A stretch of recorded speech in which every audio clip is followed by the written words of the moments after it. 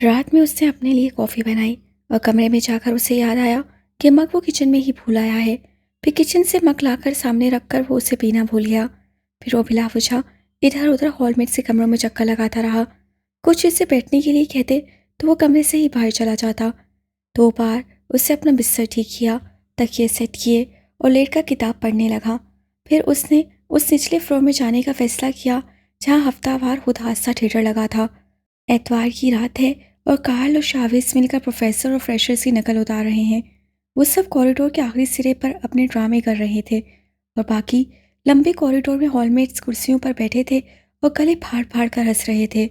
درمیان میں شاویز زنانہ کپڑے بھی پہن لیتا اور کسی لڑکی فریشر کا کردار نبھاتا۔ کارل نے اسے بھی گھسیٹا۔ کہاں تھے تم؟ کب سے بلا رہے تھے تمہیں؟ پڑھ رہا تھا۔ اس سے جھوٹ بولا۔ چلو، پروفیسر اوپسی کو بہت دنوں سے ہم یاد کر رہے ہیں۔ اپنے ذہن کو بھلانے کے لیے وہ پروفیسر اوپسیٹ بن کر کھڑا ہو گیا، آنکھوں پر چشمہ لگا لیا، بالوں کو پانی لگا کر سر پر جما لیا اور ذرا سا کپ نکال کر سر کو کھجانے لگا۔ 10 اسٹوڈنٹ سامنے بیٹھ گئے۔ Mobile Opus pick up the phone کی مذائقہ خیز ٹیون کے ساتھ بجا۔ پروفیسر اچھی طرح جانتے تھے کہ یونی میں انہیں کیا کہا جاتا ہے۔ ٹون کی آواز پر گردن کو جھٹک کر انہوں نے ایسے تاثرات دیے جیسے کسی نے پیچھے دبے پاؤں آ کر ان کی کنپٹی سے گن لگا دی ہو۔ فریز پروفیسر، اور پروفیسر فریز حرکت کا سوال ہی نہیں۔ کس کا فون ہے یہ؟ ہلے بغیر کہا گیا۔ ایک لڑکی، شاویز نے ہاتھ اٹھا کر ذرا دور بیٹھے لڑکی کی طرف اشارہ کیا۔ اس کا پروفیسر؟ اس لڑکی نے فوراً ہاتھ کسی تیسری طرف اٹھا دیا۔ میرا نہیں، اس کا پروفیسر۔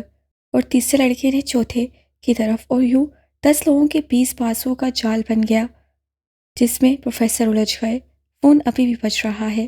ہر ایک ہاتھ کے بلند ہونے پر پروفیسر جن تاثرات کا مظاہرہ کرتے وہ سب کے پیٹ میں بل ڈال دیتا، اور آخر میں ایک لڑکی کاکروچ جیسی بلا کو میز پر دیکھ کر ایسے چلاتی ہے کہ پروفیسر کلاس سے باہر پائے جاتے ہیں۔ کوریڈور میں بیٹھے وہ سب اپنی اپنی کرسیوں سے نیچے لڑک چکے تھے۔ پروفیسر صاحب کے ساتھ وہ اس طرح کے اوپس کئی بار کر چکے تھے۔ آج تمہاری پرفارمنس ہی لاجواب تھی یا خود بھی اپسیٹ ہو؟ میں ٹھیک ہوں۔ تم مجھے اپنے ٹھیک ہونے کے بارے میں بتایا کرو۔ ویسے میرا خیال تھا ویرا مجھے پسند کرتی ہے۔ کارل نے کوریڈور کی دیوار کے ساتھ کمر ٹیکائی اور ہاتھ باندھ لیے۔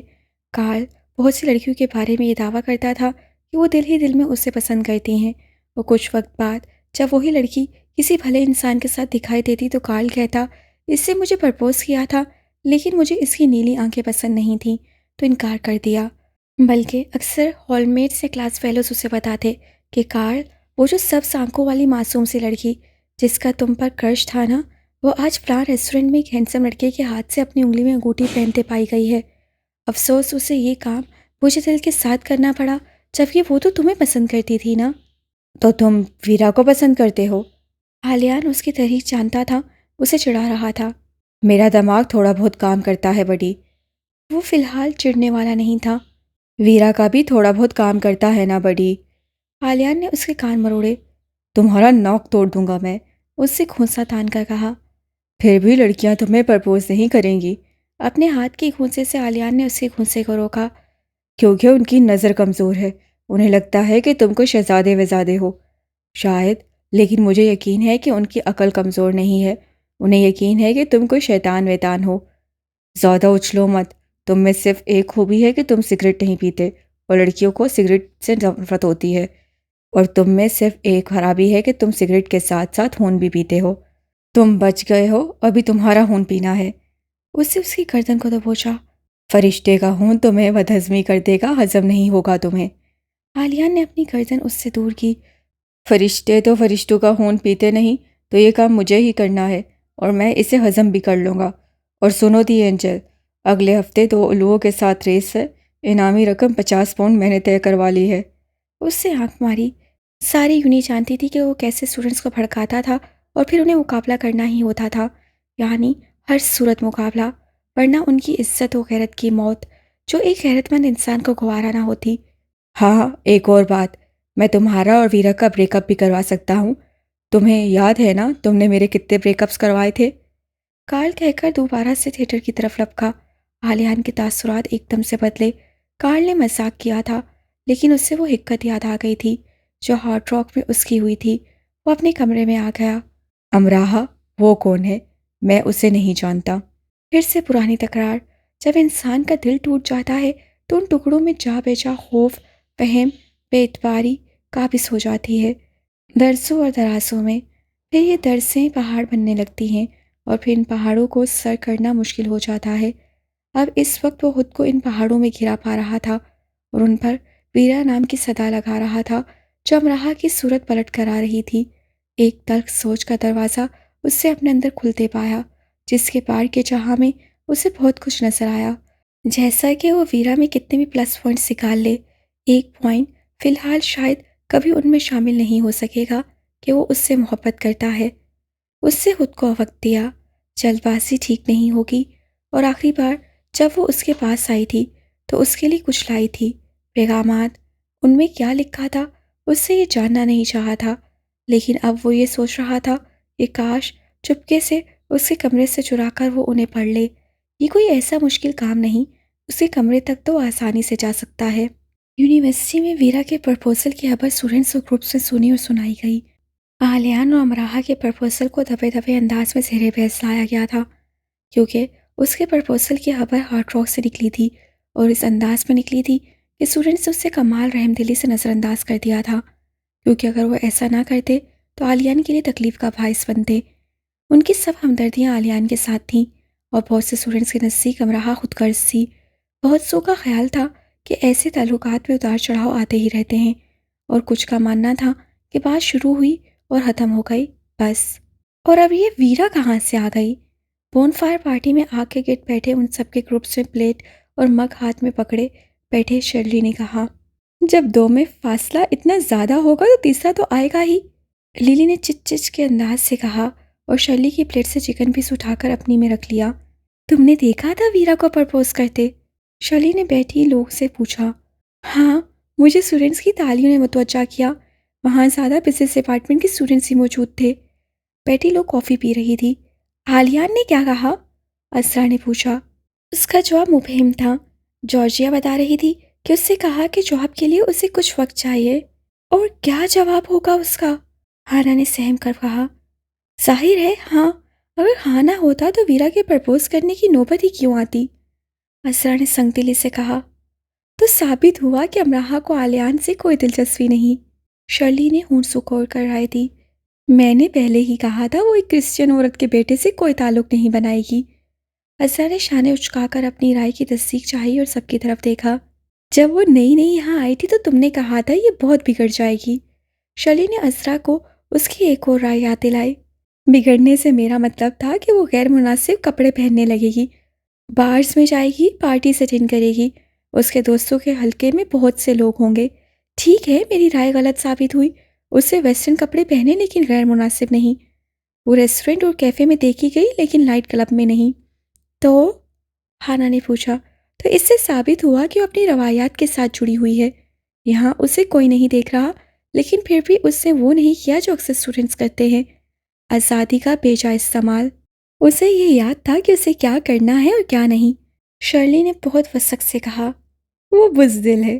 اگر آلیان مجھے پرپوز کرتا تو ساری دنیا سے لڑ کر اسے ہاں کہہ دیتی۔ بھاڑ میں جائے دنیا، اصول، قانون۔ لیلی نے سنجیدگی سے کہا، اسی لیے اس نے تمہیں پرپوز نہیں کیا۔ اسرا نے لیلی کو چڑھایا۔ آلیان کو پوری یونی میں صرف ایک وہی ملی تھی۔ شرلی نے کہتے مگ ہانا کے آگے کیا کہ میز سے ایک مگ اور کافی لا دے۔ ویرا کے بارے میں کیا خیال ہے؟ ہانا مگ لے کر اٹھتے ہوئے بولی، ویرا کی شخصیت کا ریکارڈ اتنا صاف ہے کہ اسے انکار کرنا بے وقوفی ہوگی۔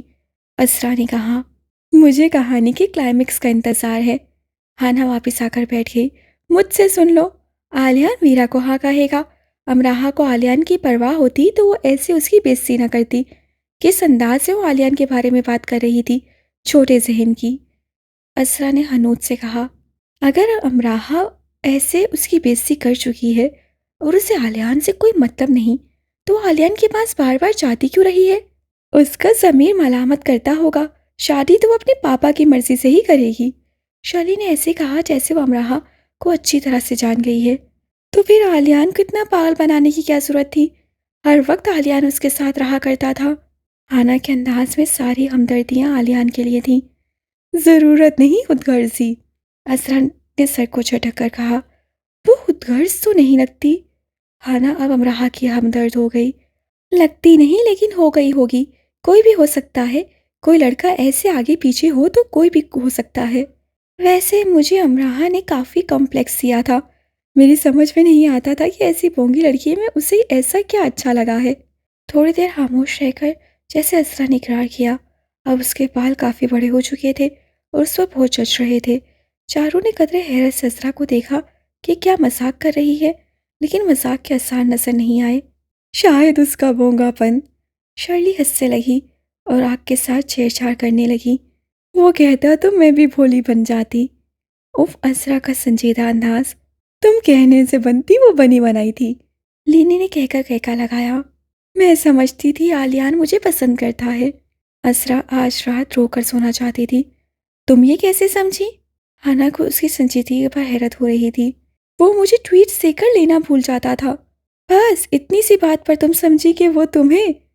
ہانا نے بامشکل اپنی ہنسی دبائی، جبکہ اسرا نے اسے گھور کر دیکھا۔ یہی موضوع دو اور لوگوں میں بھی زیر بحث تھا، دائم اور نوال میں۔ اب مجھے امراہ پر ترس آتا ہے، نوال نے سوپ پیتے ہوئے کہا۔ مجھے نہیں لگتا کہ وہ آلیان کو پسند کرتی ہے، نہ جانے کیوں، لیکن مجھے ہمیشہ سے یہ لگا کہ وہ مختلف خیالات کی لڑکی ہے۔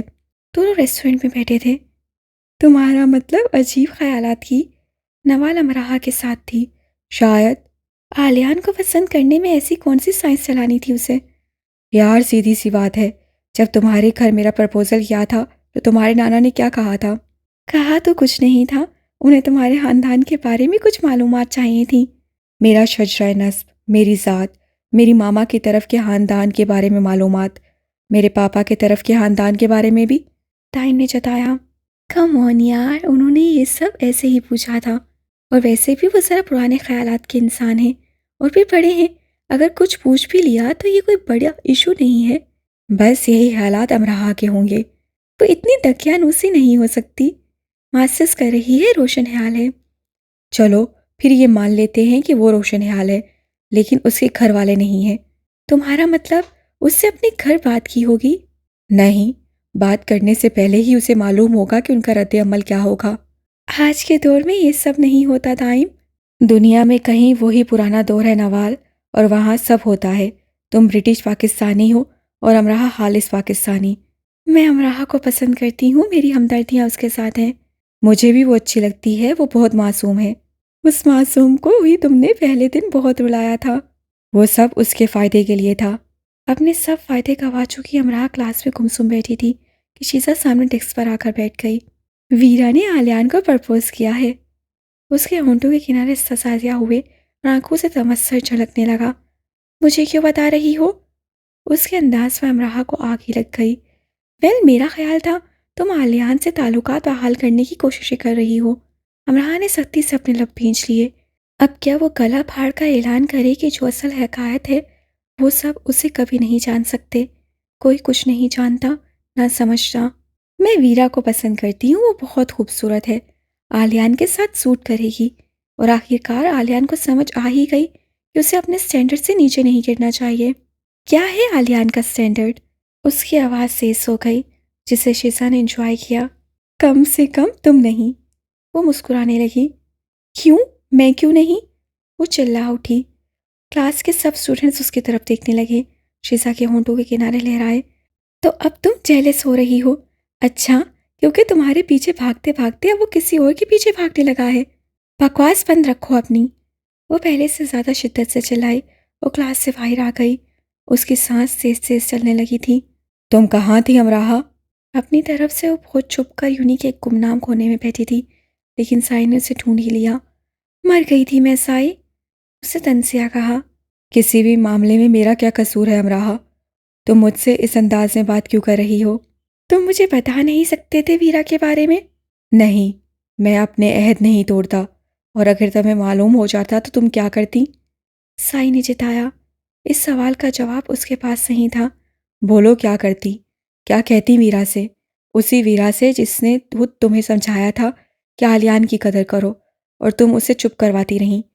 ویرا تمہاری جگہ نہیں آئی امراہ، تم نے اپنی جگہ خود حالی کی۔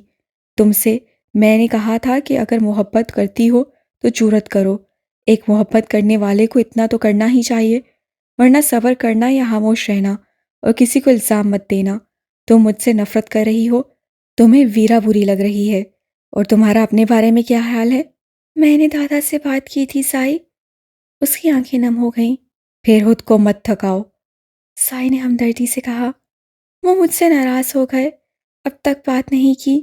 دو پیاروں میں سے کس ایک پیارے کے لیے میں اپنا آپ قربان کر دوں، تم ہی بتاؤ۔ اسے دونوں ہاتھوں میں اپنا سر تھام لیا۔ ویرا اور آلیان؟ سائی نے نرمی سے اسے کچھ سمجھانا چاہا۔ ان دونوں کا نام ایک ساتھ نہ لو سائی، خدا کے لیے۔ تو تم حقیقت کا مقابلہ ایسے کرنا چاہتی ہو؟ خود کو بدلو امراحہ۔ کتنا تو بدل لیا ہے، تم جانتے ہی نہیں۔ اس ایک رات سے اب تک میں کتنا بدل چکی ہوں۔ سائی کو اس میں کسی انوکھے پن کا احساس ہوا۔ اس کے چہرے کے تاثرات میں کچھ اور بھی نمایاں ہونے لگا۔ میں نے آلیان کے باپ کو فون کیا ہے، وہ اسے ڈھونڈ رہے تھے۔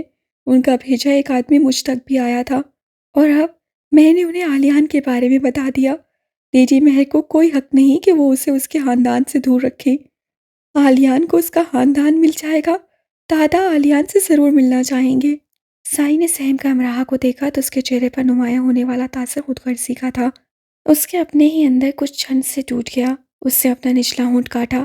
اگر وہ خود کو عہد توڑنے کی اجازت دیتا تو امراحہ کو بتاتا کہ آلیان اپنے باپ کی شکل بھی نہیں دیکھنا چاہتا۔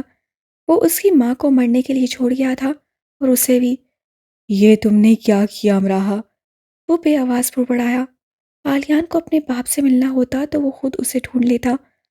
تم نے اپنے اور اس کے تعلق کو تابوت میں دفنا کر اور اس میں وہ آخری کیل ٹھونک دی جو اب قوت سے نکلے گی نہ تدبیر سے۔ اب وہ قسمت کی رحم دلی کا محتاج ہوگا، اور قسمت کو رحم دلی پر اکسانے کے لیے بہت آنسو بہانے پڑتے ہیں۔ وہ خاموش کھڑا سوچ رہا تھا۔ تم مجھے ایسے کیوں دیکھ رہے ہو سائی؟ میں چاہتا ہوں تم اپنے لیے دعا کرو، بہت ساری دعائیں کرو۔ کہہ کر سائی پلٹ آیا۔ اس کا دل برا ہو گیا تھا، اور اسے امراحہ پر غصہ سا آیا تھا۔ رات کے آخری پہر وہ چونک کر اٹھا۔ اس کے سینے پر مارگریٹ کی ڈائری تھی، اور اس کی آنکھوں میں نمی تھی۔ وہ چھت کو دیکھنے لگا، پھر آس پاس۔ اسے یہ یاد کرنا پڑا کہ وہ کہاں ہے اور اس کے ساتھ کیا ہوتا رہا ہے۔ ان کیفیت کا شکار وہ بچپن میں ہوا کرتا تھا، جب اس پر روتے روتے سو جایا کرتا تھا، اور پھر سوئی جاگی حالت میں اسے لگا کرتا تھا کہ کوئی اس کے سرہانے بیٹھے سرگوشیاں کرتا رہا ہے، ایسی سرگوشیاں جو اسے بوجھل نہیں کرتی تھیں اور آنکھیں کھلنے پر اسے رو دینے پر مجبور کر دیتی تھیں۔ وہ اس خوشبو کو بہت قریب محسوس کرتا جو مارگریٹ کے ساتھ لگ کر سونے سے اس کے اپنے اندر حلول کر گئی تھی، اور جسے اس سے اپنے اندر سے کبھی جدا نہیں کیا تھا۔ وہ سرگوشیوں کی رات تھی۔ وہ مارگریٹ کی خوشبو کو بہت وضاحت سے محسوس کر رہا تھا۔ وہ اٹھ کر بیٹھ گیا، اور اسے لگا وہ بس ہاتھ بڑھا کر اپنی ماں کو ڈھونڈ نکالے گا۔ اس سے کمرے میں اندھیرا ہی رہنے دیا، اور خود وہ بچہ بن گیا جو اپنی ماں کے ساتھ سویا کرتا تھا۔ اس سے بہت دھیمی آواز سے مارگریٹ کو پکارا، ماما۔ اور پھر وہ اپنی آنکھیں مسلنے لگا، ڈائری کو ہاتھ سے چھوا اور لیٹ کر پھر سے اسے اپنے سینے پر رکھ لیا۔ صبح آنکھ کھلتے ہی اسے وہ سب یاد کرنا چاہا جو رات بھر اس کے ساتھ ہوتا رہا تھا۔ کافی دیر تک بستر پہ پڑا وہ ذہن پر زور ڈالتا رہا۔ کہیں سرگوشیاں تھیں، کہیں امراحہ اور ویرا، اور کہیں وہ خود۔ بھاگ پڑنے، ہانپ جانے اور رو دینے کی کیفیات غالب رہیں۔ اسے محسوس کیا وہ ذہنی طور پر کچھ زیادہ ہی الجھا ہوا ہے۔ اسے خود کو معمول پر لانے کی کوشش کرنی چاہیے۔ اسے خود کو وقت دینا چاہیے، اور خود کو تھکا دینے کی بجائے پرسکون رہنے کے طریقوں پر غور کرنا چاہیے۔ اپنا بستر اور کمرہ صاف کرنے میں اسے معمول سے زیادہ وقت لگا۔ پھر اسے خود کو ذرا زیادہ اچھی طرح سے تیار ہونے دیا تاکہ وہ حشاش وشاش نظر آئے۔ اس سے سائی کی گفٹ کی چیک شرٹ پہنی، اور کارل کا گفٹ کیا کوٹ اور بالوں کو ہیئر جیل لگا کر سیٹ کیا۔ کارل اس کے کمرے میں آیا۔ یہ لو اپنا ناشتہ۔ لیپ ٹاپ کو بند کرتے اس سے کارل کی لال ٹرے کو دیکھا، 3 عدد موٹے تازے سینڈوچز اور کافی کا مگ۔ مجھے نہیں کرنا ناشتہ۔ اسے ہنسی دبا کر کہا۔ برننگ مین ایونٹ میں آگ کے مختلف کرتبوں میں آلیان نے کارل کو ہرا دیا تھا۔ اب کارل کو اسے لنچ کروانا تھا، اور لنچ سے پہلے وہ اس کا پیٹ اچھی طرح سے بھر دینا چاہتا تھا، جبکہ اپنی باری وہ 3 وقت بھوکا رہا کرتا تھا۔ تم فوج بھی لے آؤ تو آج میں ناشتہ نہیں کروں گا۔ آلیان نے اس سے اور چلانا چاہا۔ فوج کا سربراہ آ گیا ہے، کافی ہے۔ اس سے بڑھ کر دروازہ لاک کیا۔ شرافت سے انہیں کھا لو ورنہ مجھے تمہارا منہ کھول کر انہیں اندر ڈالنا پڑے گا، اور یہ کوٹ اتار دو، اس پر کافی کے داغ لگ سکتے ہیں۔ اسے اپنے دیے کوٹ کی اس سے زیادہ فکر تھی کیونکہ زیادہ اس کوٹ کو وہی پہنتا تھا۔ عالیان نے اپنا موبائل نکالا اور 2 منٹ پر لاک کھولنے کی آواز آئی۔ شاویز اور سائی دروازے میں کھڑے تھے۔ عالیان نے پہلے سے ہی چابی شاویز کو دے دی تھی، اب اس سے موبائل پر بیل دی تھی تو انہوں نے کارل کی لال ٹرے پر ہلا بول دیا اور عالیان دروازے کے باہر کھڑا ہو گیا۔ میں نے رات کا کھانا بھی نہیں کھایا، اپنی جیب بھر کر نکلنا آج، لنچ میں تمہیں بھی کھا جاؤں گا، کہہ کر وہ بھاگ گیا۔ اچھا کیا تم نے یہ سینڈوچز کھا لیے، فرسٹ فلور پر جو زیک ہے نا، اسے میں جا کر بتا آتا ہوں کہ اس کی ناشتے کی ٹرے جو غائب ہوئی ہے وہ کہاں ہے۔ کارل دانت نکال کر فرسٹ فلور کی طرف بھاگا۔ یونیورسٹی سے عالیان ہارڈ راک آ گیا۔ عالیان نے لنچ ڈال دیا تھا، وہ جانتا تھا کارل 1-2 دن ایسے ہی ڈالے گا، پھر بھی وہ ایک بھاری بل کی ادائیگی سے بچ نہیں پائے گا۔ ہارڈ راک میں داخل ہوتے ہی اسے سامنے مینیجر کھڑا نظر آیا، جو کہ غیر معمولی بات تھی۔ اس کے تاثرات کافی حیرانگی میں غلطاں تھے اور اس کی آنکھوں میں ایسا جمبا تھا جیسے وہ پہلی بار عالیان کو دیکھ رہا تھا۔ تم ٹھیک ہو؟ عالیان نے شرارت سے اس کی تھوڑی کو چھوا۔ ہاں۔ اس سے بھی مسکرانے کی کوشش کی۔ آج کیفے خالی کیوں ہے، کوئی مسئلہ؟ Private booking? کہتے اسے ترچھی نظروں سے تن کر کھڑے اور چوکو چوبند نظر آتے 2 گارڈز نما آدمیوں کو دیکھا۔ اوہ، اسے سیٹی بجائی۔ پورا کیفے؟ ہاں، اور سٹاف؟ تم اس طرف چلے جاؤ۔ مینیجر نے اندر ایک ہال کی طرف اشارہ کیا۔ سٹاف میٹنگ ہے۔ مینیجر نے اس کا سوال سنا لیکن وہ جواب دیے بغیر وہ اپنے آفس کی طرف چلا گیا۔ مینیجر کے انداز پر اسے حیرت ہوئی لیکن پھر بھی اس کی ہدایت پر عمل کرتے سٹاف میٹنگ کا سوچتے اس ہال کی طرف آ گیا جس کی طرف جانے کے لیے اسے کہا گیا تھا۔ ہال میں چکور میزوں میں سے ایک کے گرد ایک شخص 3 پیس سوٹ میں ملبوس اجلت کا انداز سے اپنی گھڑی کو دیکھ رہا تھا اور دوسرے ہاتھ سے اپنی تھوڑی کو مسل رہا تھا۔ اس کا سر اس انداز میں اور ایسی بے نیازی لیے ہوئے تھا جیسے اس کی سلطنت کی رعایا سامنے زمین پر بیٹھی ہو اور وہ ان پر اپنے من چاہے احکامات نافذ کرنے جا رہا ہو۔ اس کا پہلا تاثر متعلق المنان کا تھا اور اگلا تاثر پہلے کی گواہی۔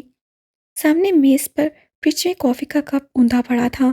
ہال کے دروازے کے رخ پر وہ تیرچا بیٹھا تھا۔ آہٹ پر حکم صادر کرنے والے اس شخص نے سر اٹھایا اور عالیان پر اس طرف آنے والی روشنی روک لیتے وجود کی حقیقت کھل گئی۔ سیاہ دل نے ساری روشنیاں کسی سیاہی جوس کی طرح جذب کر لیں۔ چھناکے سے ہال کے چھت سے جھولتے گول کمکمے ٹوٹے۔ گزرے چکے وقت نے سب ہی دبی دبی سسکیاں اور آہیں اپنی قبروں سے اگل دیں۔ کچے گوشت کی جلنے کی بو اس کے نتنوں میں گھسی اور دنیا بھر کی مخلوقی ماداؤں کا درد سا اس کے وجود سے لپٹ گیا، ہال میں پھیل گیا۔ آہیں اٹھی۔ یہ اس کے اندر کی شدید خواہش رہی تھی یا شدید نفرت کہ اس کی نظریں آنکھ کے کمان کے کنارے پر جمان دل پر ٹھہر گئیں اور جیسے ایسا دل ساری دنیا میں کل کائنات میں صرف ایک وہی انسان رکھتا تھا اور یہ وہی انسان ہی تو تھا۔ کھڑے کھڑے وہ اپنی ہی پرچھائیاں بن گیا اور اس پر اپنے قید ہونے کا ادراک ہوا۔ سماعی بصری قوتیں دور فنا میں بنا لینے کو ہوئیں اور عالم فنا کا جوڑ عالم وجود میں کانوں کے پردے پھاڑنے لگا۔ اس نے سانسوں کے بعد معصوم زہریلی ہوا کی موجودگی کو محسوس کیا۔ 4 بھوری آنکھیں اٹھیں ایک دوسرے کے سمیت، اور جس دن میں اور ولید پہلی بار ایک چھت تلے اکٹھے ہوئے مجھے یقین ہو گیا کہ اس سے تعلق مجھ پر واجب تھا اور اس سے محبت مجھ پر فرض۔ اٹھ کر ملی اور ٹھہر گئیں۔ جب وہ سویا کرتا تھا تو میں جاگ جاگ کر اسے دیکھا کرتی تھی۔ میں اپنی سانسوں کی آمد و رفت کو اتنا بےسر بنا لیا کرتی تھی کہ وہ اس کی نیند میں مخل نہ ہو سکے اور اسے جی بھر کے دیکھتے رہنے کا میرا خواب ٹوٹ نہ جائے۔ عالیان نے اتنا گہرا سانس لیا جیسے آخری سانس۔ جب وہ مجھے دیکھا کرتا تھا تو مجھے یقین ہو جاتا تھا کہ مجھے خاص اسی مقصد کے لیے بنایا گیا ہے۔ اگر وہ مجھے نہیں دیکھے گا تو میرے ہونے کا مقصد ختم ہو جائے گا۔ وہ کھڑا ہوا اور چل کر اس انداز میں اس کی طرف آیا جیسے سودائے ہوئے جانور کی پشت پر ہاتھ پھیرنے کا ارادہ ہو۔ وہ محزون، شکست خوردہ بنا کھڑا تھا کہ اس کی پشت پر ہاتھ پھیرا جا سکتا تھا۔ اس کے اندر دفن بند تابوتوں کے ڈھکن جھٹکوں سے کھلے اور اسے صاف صاف مارگریٹ دکھائی دینے لگی۔ رونا، تڑپنا، ہاتھ کاٹ لینا، بڑبڑانا، چلانا، بھول جانا، بھٹک جانا اور پھر سرد ہو جانا، آہیں، صدائیں، واویلا اور خاموشی۔ میں نے تمہیں پہچان لینے میں وقت نہیں لیا۔ ولید البشر نے اپنے دونوں ہاتھ کھونے سے اوپر اس کے بازوؤں پر رکھے اور اسے جوش سے جھنجھوڑا۔ اس کے ہاتھوں کا ہاتھ میں لے کر بیٹھے رہنے کے خواب میں نے ہر رات دیکھے۔ میں ہر رات ایک ہی خواب دیکھ لینے پر قدرت حاصل کر چکی ہوں۔ جو بھی ہے، میں ہر رات اہتمام سے اس خواب کے لیے خود کو تیار کرتی ہوں۔ تم میں میری کتنی شباہت ہے۔ ولید البشر نے اسے اوپر سے نیچے تک دیکھا۔ آلیان بھی اسے ہی دیکھ رہا تھا۔ اس کے لوٹ آنے کی دعائیں میں نے اتنی کثرت سے کی جیسے لمحوں میں بنجر زمین پر جنگل اگائے، اور اس جنگل میں نے اپنی باقی ماندہ گفتوں کو اکٹھا کر کے اس کے نام کی صدائیں لگائیں۔ میرے بیٹے دیکھو، دیکھو اپنے باپ کو۔ اس نے اس کے سینے کے مقام پر جوش سے ایک گھونسا مارا۔ اب ہم ایک ساتھ ہیں، میں تمہارے سامنے کھڑا ہوں، تمہارا باپ ولید البشر۔ میں نے ایک افریقی جادوگر کو اپنی جمع پونجی تھما دی اور اس کے کہے پر ایمان لے آئی کہ ولید ضرور آئے گا۔ وہ آ گیا ہے۔ آلیان بڑبڑایا۔ افریقی جادوگر نے وقت کیوں نہ بتایا؟ آواز اس کے اندر چکراتی رہی۔ کچھ بولو مائی سن، میں نے تمہاری آوازیں خوابوں میں سنی ہیں۔ جان لو مارگریٹ، آفاق ایک احرام ہے جس سے تمہاری ساری دعاؤں کو حنوط کر دیا ہے، اور کوئی ایک بھی دعا آسمان کو جیت کر ولید کو چھین لانے کی طاقت نہیں رکھتی۔ مجھے اپنی قوت دفاع پر ملال رہے گا۔ ہال کی دیواروں پر مارگریٹ کی فلم چل رہی تھی، ایک کے بعد اگلا منظر، پھر اگلا۔ آخری منظر میں وہ موت سے آنکھیں ملا رہی تھی۔ اس کی آواز کی لکنت اس کی ناپید ہوتی قوت کا نشان دے رہی تھی۔ اس کے ساتھ گزری ساتیں میں گنوانا نہیں چاہتی۔ میں اپنی آنکھیں بند کر لینے کو ہوں اور ان آنکھوں میں انہیں مقید۔ میں ماضی کا حصہ بننے جا رہی ہوں، لیکن میں انہیں ماضی کے سپرد نہیں کروں گی۔ اگر اروح کو دعا کا موقع دیا جائے گا تو میری پہلی دعا پھر سے وہ ہوگا اور آخری بھی۔ اس کے کندھے پر ایک ہاتھ آ کر ٹھہر گیا۔ وہ ہاتھ اس کے دائیں گال پر آیا اور گال کو نرمی سے مسلنے لگا۔ آلیان، اس نے آواز کو روح میں اور انگلیوں کو دل پر محسوس کیا۔ ہال کی دیواروں پر بھاگتی دوڑتی مارگریٹ کی فلم اندھیرے میں گم ہونے لگی۔ آلیان، ہاتھ گال پر مسل رہا تھا۔ اسے 2 مائیں ملی تھیں لیکن باپ نہیں۔ اس کی آنکھیں لبالب بھر گئیں۔ اس کے باپ کا ہاتھ اس کے گال پر تھا۔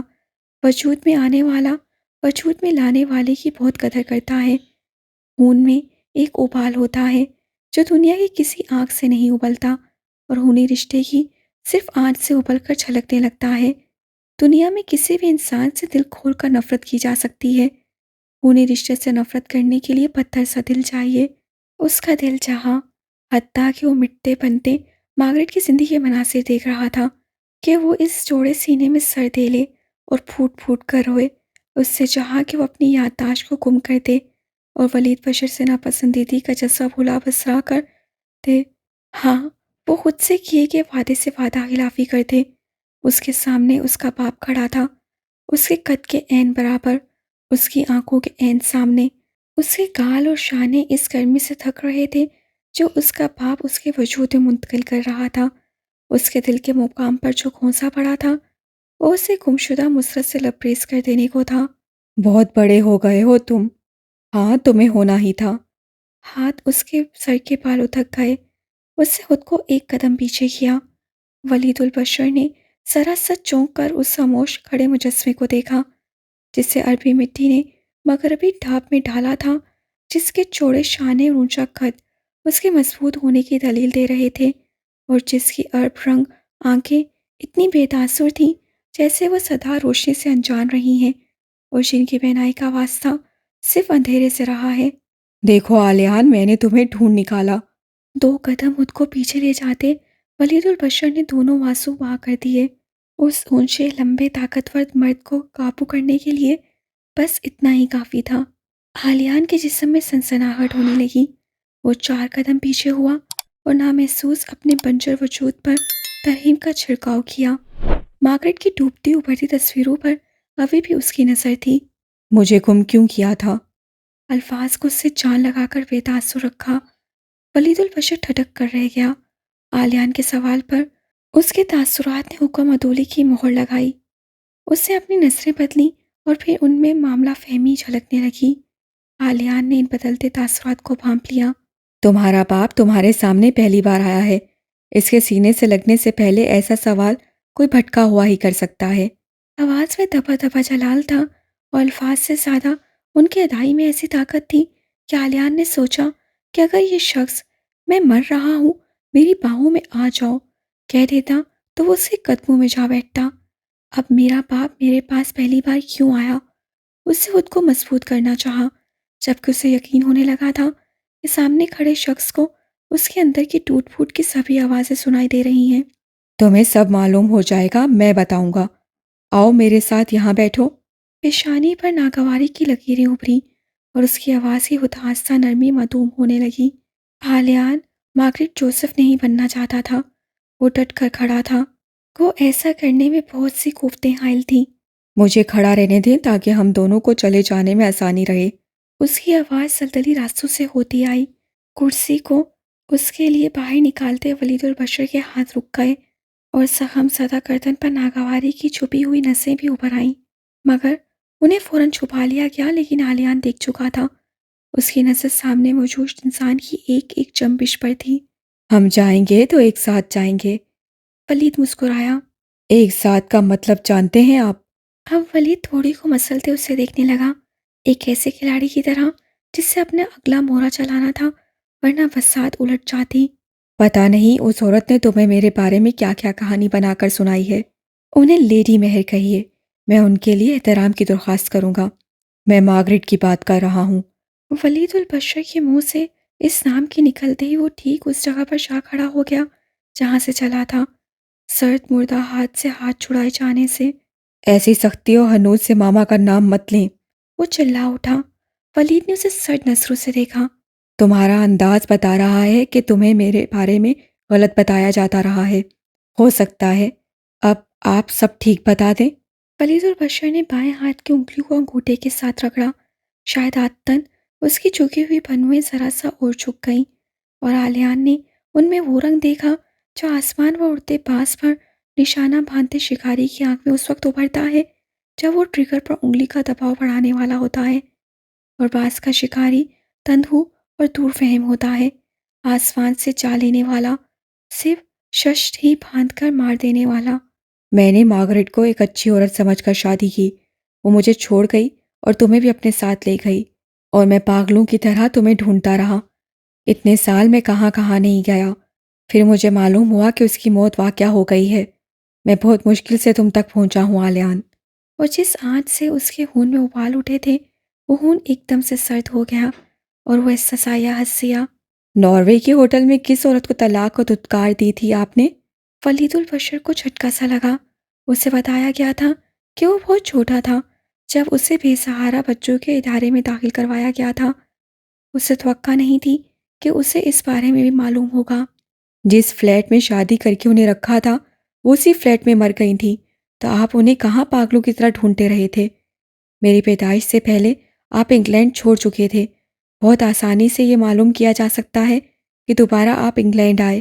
میں اپنے دوست کو بھیجتا رہا تھا تمہیں ڈھونڈنے۔ اپنے انداز کی تلخی کو اس سے بامشکل قابو میں کیا۔ آپ خود کیوں نہیں آئے؟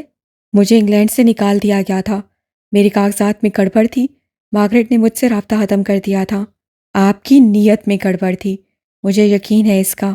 انگلینڈ سے نکلتے ہی آپ نے ناروے میں شادی کر لی تھی فوراً۔ وہ میری مجبوری تھی۔ میں کیا تھا؟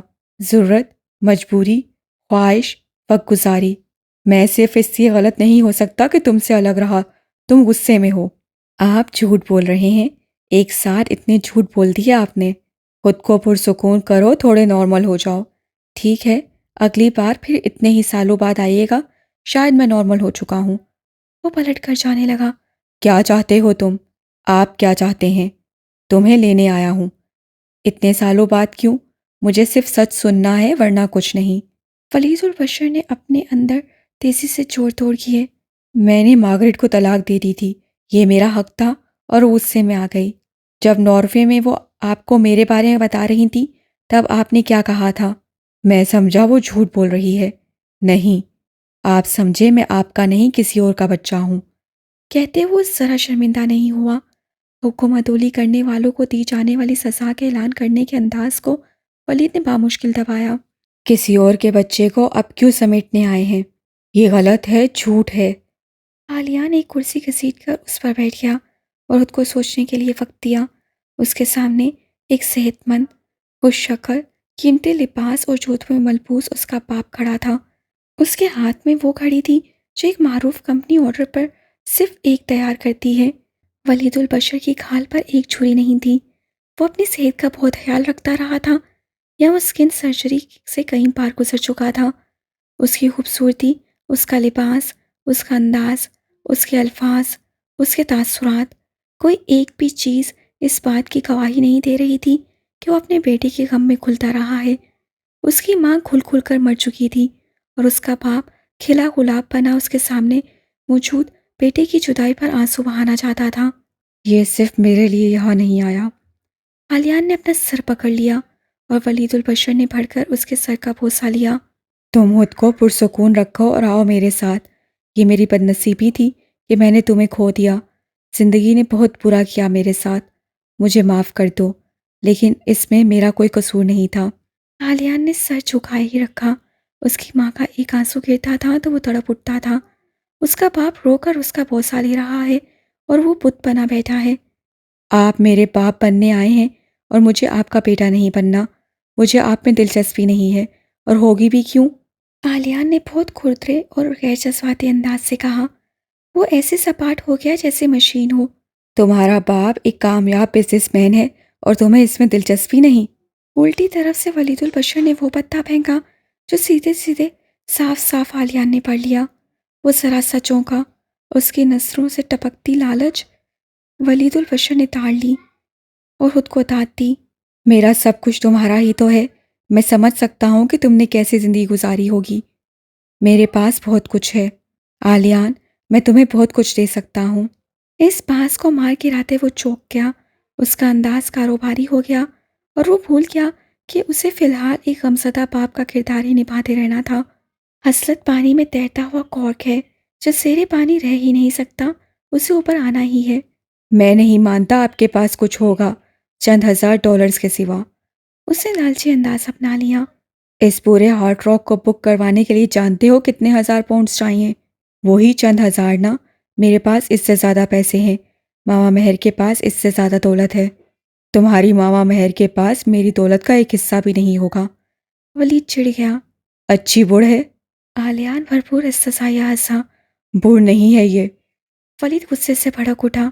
شاید اپنی دولت اسے اتنی پیاری تھی کہ اس پر طنز اسے گوارا نہیں تھا۔ وہ تیزی سے ہال سے باہر گیا اور واپس آ کر ایک فائل اس کے سامنے رکھی۔ اسے کھولو اور پڑھو، میری کمپنی اور اس کے شیئرز کتنی مالیت کے ہیں۔ اس کا انداز ایسا تھا جیسے کہتا ہو، دیکھو، پڑھو، ولید البشر کتنا قیمتی ہے۔ کیا سمجھ کر تم ایسے قیمتی انسان سے ایسی بات کر رہے ہو؟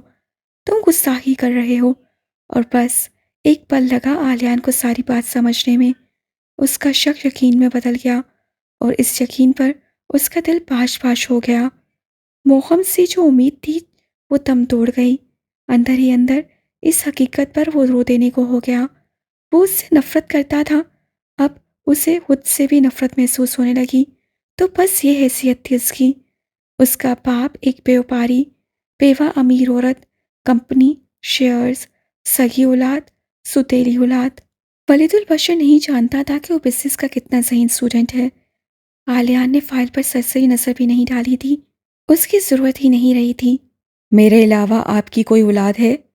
اپنی آواز کی لرزش پر قابو پا کر اس سے عام سے انداز میں اپنا یہ سوال پوچھا۔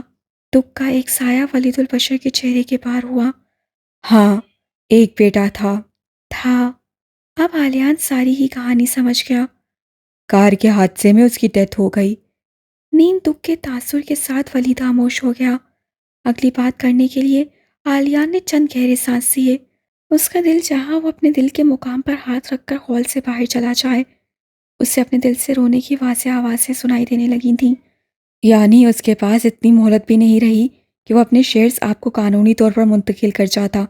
ان بیوہ خاتون کا بھی سگا بیٹا ہونے کی حیثیت سے اس کے حصے میں یقیناً 50% شیئرز آئے ہوں گے۔ کچھ آپ کی سوتیلی اولادیں بھی ہوں گی۔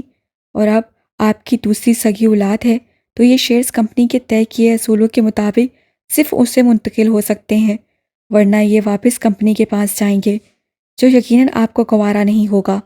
میرا اور آپ کا ڈی این اے بھی ہوگا، ورنہ آپ کسی کو بھی اپنی سگی اولاد بنا کر پیش کر دیتے، اور ایک محسوس مدت کے بعد آپ کچھ نہیں کر سکیں گے۔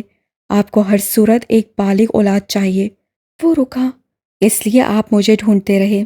فائل کو اس سے ہنوز سے میز پر کھسکا دیا اور اٹھ کر کھڑا ہو گیا۔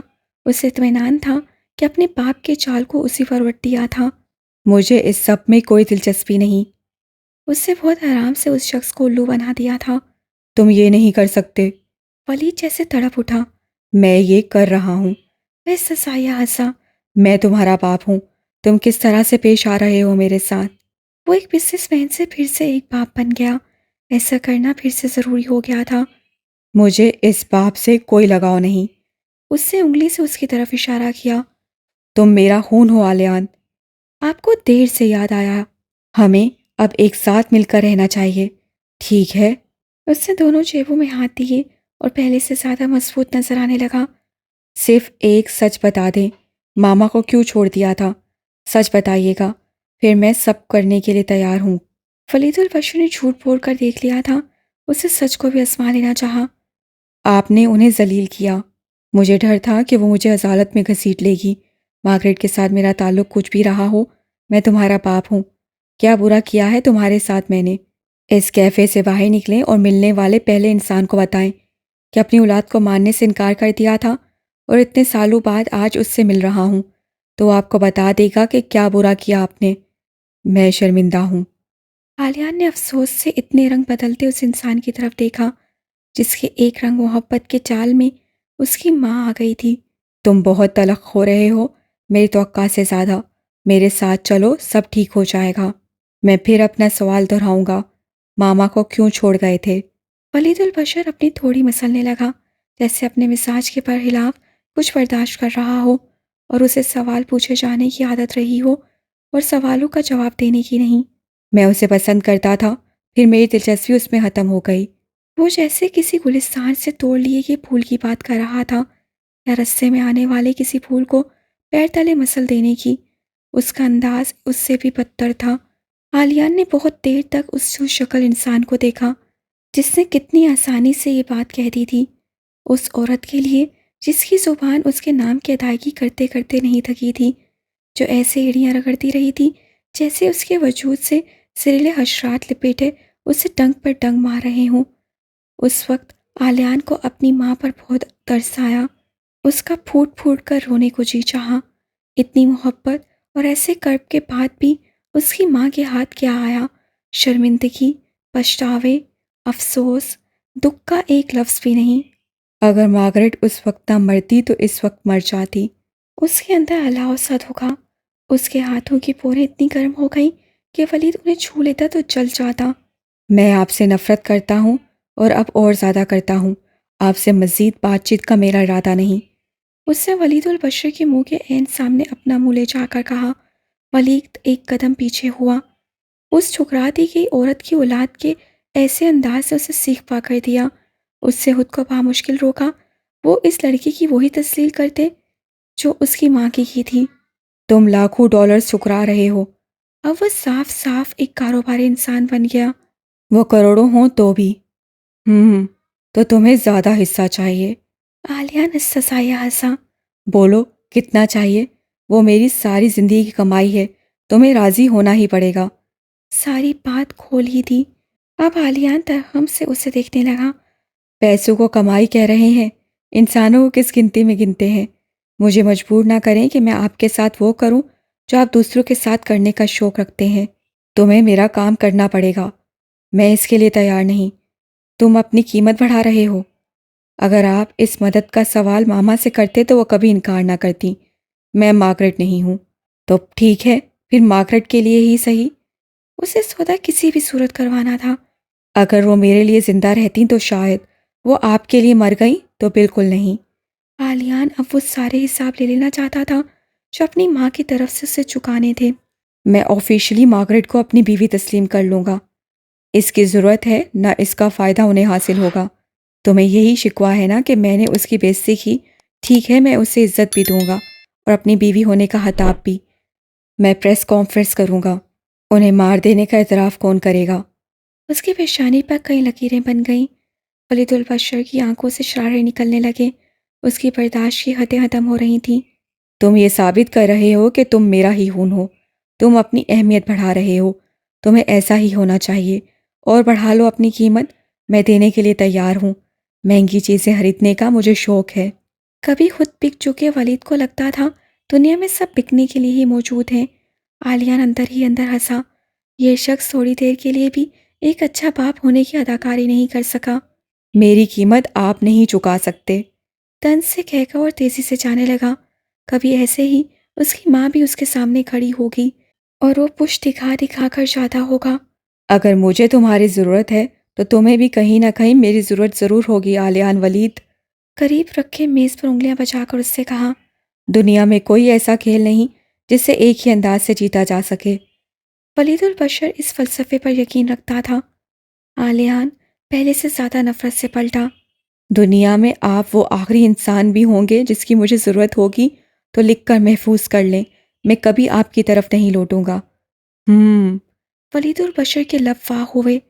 عالیان ولید، تمہیں میرے نام کی، میری موجودگی کی ضرورت ہے۔ انگلیاں اور تیزی سے میز پر بجنے لگیں۔ باقی ماندہ زندگی کے لیے خوش فہمی آپ پال سکتے ہیں۔ وہ پلٹ کر جانے لگا۔ پھر سوچ لو، ان کاغذات پر سائن کر دو اور میرے ساتھ چلو۔ یہ ایک ایسا انداز تھا کہ جیسے ولید البشر اس پر کوئی احسان کر رہا ہے۔ مجھے اپنا باپ مانو نہ مانو، ایک تجربہ کار انسان ہی مان لو، اس ایشیائی لڑکی کے پاس کوئی تو وجہ ہوگی جو اسے تم سے زیادہ میری ضروری تھی۔ پہاڑوں میں چھپ کر بیٹھے دشمن کے زہر پیچھے تیر کی طرح جو فاتح کی پشت پر لگتا ہے اور اس پر فتح کا سورج حرام کر دیتا ہے۔ عالیان کی پشت پر تین بن کر یہ آخری بات لگی اور اسے جھٹکے سے گھوم کر اسے دیکھا۔ دنیا میں جتنی کراہت امیز چیزیں تھیں ان کے بوجھ چلے اس نے خود کو پایا۔ پرائیویٹ نمبر سے کال تھی۔ وہ آخری لیکچر لے کر نکل رہی تھی۔ میں ولید البشر عالیان کا باپ بات کر رہا ہوں۔ اس کے ہیلو کے جواب میں فوراً کہا گیا۔ اس کی سمجھ میں نہیں آیا اس سے آگے کیا بولے۔ تم نے پیسے لینے سے انکار کیوں کر دیا؟ میں نے یہ پیسوں کے لیے نہیں کیا، وہ ٹھہر ٹھہر کر بولی۔ اس کی آواز کانپ رہی تھی۔ پھر کس لیے کیا ہے؟ عالیان میرا دوست ہے، میں صرف یہ چاہتی تھی وہ اپنے پاپا سے ملے۔ بس صرف اس لیے؟ جی۔ تمہارا تعلق کہاں سے ہے؟ پاکستان سے۔ مسلمان ہو؟ جی۔ بہت دیر خاموشی رہی، اسے لگنے لگا فون بند کر دیا جائے گا۔ عالیان تمہارا کتنا اچھا دوست ہے۔ وہ خاموش رہی۔ تم نے اس سے کبھی پوچھا نہیں کہ اس کا باپ کہاں ہے؟ میں نے پوچھنا چاہا تھا، وہ بات کرتے جھجک رہی تھی۔ تو؟ وہ اس بارے میں بات کرنا نہیں چاہتا تھا۔ لیکن تم میرے بارے میں جاننا چاہتی تھیں، کیوں؟ وہ پھر سے خاموش ہو گئی اور دوسری طرف ہی خاموشی چھائی رہی۔ عالیان سے شادی کرنا چاہتی ہو؟ اس سے کوئی جواب نہیں دیا گیا۔ میں نے تمہاری دونوں فون کالز کی ریکارڈنگ سنی ہے، مجھے یہ اندازہ فوراً ہو گیا تھا۔ گھبراؤ نہیں، مجھے بتاؤ میں تمہارے لیے کیا کر سکتا ہوں۔ آپ کو اپنے بیٹے کے ساتھ ہونا چاہیے، اسے یہ معلوم نہیں ہونا چاہیے کہ میں نے آپ کو سب بتایا ہے، شاید اسے اچھا نہ لگے۔ اس کی آواز اور زیادہ کانپنے لگی۔ اسے اپنے باپ سے ملنا ضرور اچھا لگے گا، میں سمجھ گیا۔ تمہارا شکریہ، تم یقیناً میرے بیٹے کے لیے اچھے جذبات رکھتی ہو۔ کیا نام ہے تمہارا؟ امراحہ۔ امراحہ، تم سمجھدار ہو کیونکہ تم جانتی ہو کہ ایک باپ کا ہونا کس قدر ضروری ہے۔ اس پر اصرار کرتی رہنا امراحہ، میں اور میرا بیٹا جلد تم سے ملیں گے۔ تم بہتر سمجھ سکتے ہو کہ کیا وجہ ہوگی، اس نے پیسے بھی لینے سے انکار کر دیا اور تمہارے بارے میں بتا بھی دیا۔ اس نے یہ نیکی یقیناً اپنے لیے کی۔ مجھے معلوم ہوا ہے کہ تم نے مذہب اسلام اپنایا ہے اور وہ لڑکی بھی مسلمان ہے۔ اس کے وجود میں جلتی آگ کی تپش نقطۂ عروج پر جا پہنچی کہ اس کی کھال پگھل جانے کو ہو گئی۔ اچھے مسلمان خاندان بنا باپ کی ناجائز اولادوں کو اپنی بیٹیاں نہیں دیتے۔ الاؤ اب دھوکا اس کے منہ پر چھینٹا پڑا۔ اس سے میرے آدمی سے ایک ہی سوال کیا تھا، مارگریٹ کے بیٹے کو اس کا باپ ہی ڈھونڈ رہا ہے نا؟ اور جب اسے معلوم ہو گیا کہ باپ ہی ہے تو جیسے اس کی کوئی بڑی مشکل آسان ہو گئی۔ تم ایک آزاد معاشرے میں رہتے ہو، لیکن باپ کا سوال آج بھی مہذب معاشروں میں پہلے پوچھا جاتا ہے۔ باپ کے نام کے بغیر تم ناجائز ہو۔ میں کہاں ہوں اس بارے میں لوگ پوچھتے تو ہوں گے۔ ولید رکا، جیسے اب سارے کام ہو گئے۔ اس عورت کے نام کے ساتھ تم کسی مسلمان خاندان میں شامل ہونے کا سوچ بھی نہیں سکتے۔ میرے بغیر تمہاری حیثیت ہی کیا ہے؟ ولید البشر نے اس آخری بات سے علیان کو ایسے ذلیل کر دیا جیسے مارگریٹ اور اس کی اولاد کی حقت کا حق صرف اسی کے پاس ہے، اور اس نے اس حق کا ٹھیک ٹھیک استعمال کیا۔ تمہاری غیر مسلم ماں کے بارے میں آسانی سے یہ سوچ لیا جائے گا کہ وہ کس طرح کی۔ اپنی زبان کو لگام دو۔ علیان دھاڑا۔ کس نام اور کس خون کی بات کر رہے ہو؟ لعنتی تم ہو۔ تم اس معلوم عورت کا خون نہ ہوتے تو جانتے کہ باپ کے ساتھ کیسے پیش آیا جاتا ہے۔ میں تمہارا معلوم خون نہ ہوتا تو اچھا ہوتا۔ اس نے اس کرسی اور میز کو تیش میں پیر سے ٹھوکر ماری جس کے پاس وہ کھڑا تھا۔ باہر کھڑے گارڈز اندر لپ گئے۔ ولید نے اشارے سے انہیں روکا۔ تم میرے کام آ جاؤ، میں تمہارے کام آ جاؤں گا۔ ڈیل سمجھ لو، اتنے جذباتی نہ ہو۔ تو ہے اس ڈیل پر۔ پرسکون ہو جاؤ۔ تم جانتے نہیں کہ تم کس عورت کی طرفداری کر رہے ہو۔ ہاں، جسے تم نے مار ڈالا۔ اس نے غصے میں ایک اور کرسی کو ٹھوکر ماری۔ تم نے اسے اپنے جال میں پھانس دیا تھا، وہی جال کاٹتے کاٹتے وہ مر گئی، اور اپنے پیچھے ان مردوں کو روتا چھوڑ گئی جن کے ساتھ وہ ہر رات۔ عالیہ نے جھپٹ کر اس کے کوٹ کا کالر پکڑا اور کونسا اس کے منہ کے قریب لایا۔ دونوں گارڈز فوراً اس پر جھپٹے۔ میری تربیت اچھے ہاتھوں نے نہ کی ہوتی تو تمہارا گلا دبوچ لیتا، اور دنیا کی کوئی طاقت تمہیں مجھ سے بچا نہ سکتی ولید۔ گارڈز اسے پوری قوت سے پیچھے کھینچ رہے تھے اور وہ چلا رہا تھا، اگر ایک بھی اور لفظ ماما کے بارے میں کہا تو میں یہ بھی کر گزروں گا۔ اس سے خود کو گارڈ سے آزاد کروایا، انگلی اٹھا کر چلایا۔ تم وہ غلاظت ہو جس میں میری ماں اپنی بدنصیبی سے جا گری۔ اگر میرا بس چلے تو اپنا جسم چھیل ڈالوں تاکہ تمہارے غلیظ خون کا ایک قطرہ بھی میرے جسم میں نہ رہے۔ ولید البشر ششدر رہ گیا۔ ساری دنیا کی دولت میرے آگے ڈھیر کرو گے تو بھی اب مجھ سے اپنے لیے احترام کا ایک لفظ نہیں سن سکو گے۔ مجھے تمہاری ضرورت کبھی نہیں پڑے گی، وہ میری آخری سانس ہی کیوں نہ ہو۔ میں زندگی مسار لینے کے لیے تب بھی تمہارے پاس نہیں آؤں گا۔